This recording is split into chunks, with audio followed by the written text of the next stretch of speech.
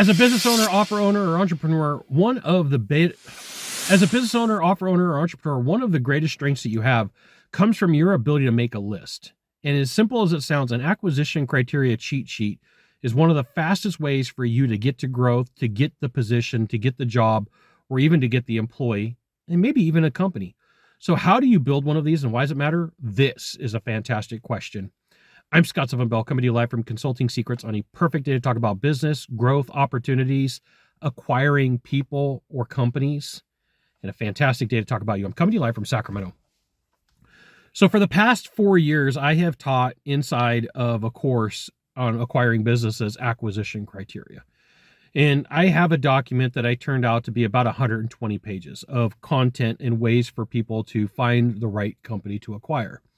So when it comes to acquisition criteria, I've spent a lot of work, time, and effort in this. I taught a class pretty much every single week for 3.5 years on how to acquire companies. And I've taken this information and I flipped it and said, hey, listen, if you're going to use an acquisition criteria for a major project, could you use it for a medium project? Could you use it for a lesser minor project and make it to your advantage? And the answer is absolutely, positively 100% yes. And I'm going to share with you why.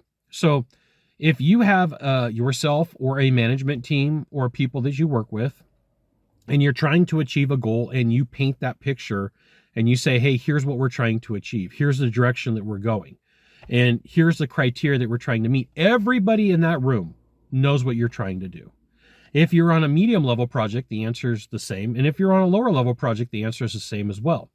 And so from consulting, one of the things that you're going to find is asking questions about what the client wants and what they're trying to achieve will give you an acquisition criteria list. And if they're not creating one, you could be collaborative and help build one with them. You can help them say, let's build out what you're looking for and what your criteria is to make this decision.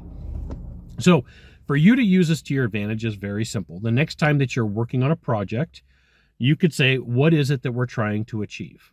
And then it's going to be like 1, 2, 3, 4, 5. And then here is the thing that you do that nobody ever talks about. We're going to invert it. We're going to use inversion. And what we're going to say is, what are we trying to not achieve? What are the things we don't want to have happen? Okay. And then you're going to come up with 1, 2, 3, 4, 5. And then you're going to link those two ideas. You're going to have the ability to say, on one side, this is what we want. On the other side, this is what we don't want. And in the middle are all the things that we're going to need to avoid. All the problems that we really can't touch. All the things that we can't deal with. All the things that we don't want to deal with.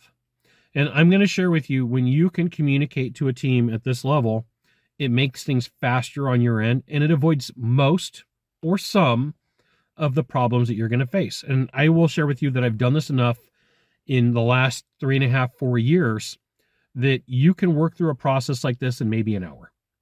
And if it's a really big project, an hour and a half. And all you need is somebody to take notes, someone to pay attention, someone to say, hey, here's the direction that we're going to go, and a facilitator. This is what we're trying to achieve, and these are the things and these are the metrics we're trying to get to.